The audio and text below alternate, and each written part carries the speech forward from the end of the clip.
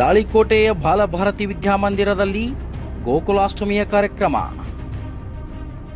ಈ ಕಾರ್ಯಕ್ರಮಕ್ಕೆ ಮುಖ್ಯ ಅತಿಥಿಗಳಾಗಿ ಶ್ರೀಮತಿ ಸಾವಿತ್ರಿ ಕೋರಿ, GHPS ಮೈಲೇಶ್ವರ್ ಉಪಸ್ಥಿತರಿದ್ದರು.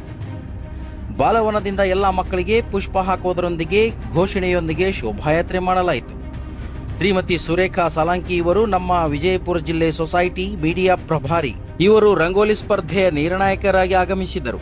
ಕಾರ್ಯಕ್ರಮದ ಅಧ್ಯಕ್ಷರಾಗಿ ಸಂಸ್ಥೆಯ ಶ್ರೀಯುತ ಚಿದಂಬರ್ ಕರ್ಮಠ್ ಹಾಗೂ ಶ್ರೀ ಪಾಂಡುರಂಗ ವಿಠ್ಠಲ ಮಂದಿರದ ಅಧ್ಯಕ್ಷರಾದ ಶ್ರೀಯುತ ಸಂಭಾಜಿ ವಾಡ್ಕರ್ ಹಾಗೂ ಸಂಸ್ಥೆಯ ಶಿಕ್ಷಣ ಸಂಯೋಜಕರಾಗಿ ಶ್ರೀ ಪ್ರದೀಪ್ ಗುರುಜಿ ಉಪಸ್ಥಿತರಿದ್ದರು.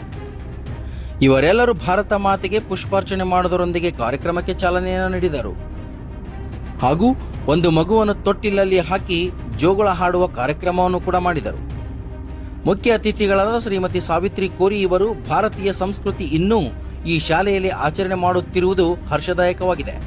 ಈ ಶಾಲೆ ನಂದ ಗೋಕುಲದಂತೆ ಕಾಣುತ್ತದೆ ಎಂದು ಸಂತೋಷ ವ್ಯಕ್ತಪಡಿಸಿದರು.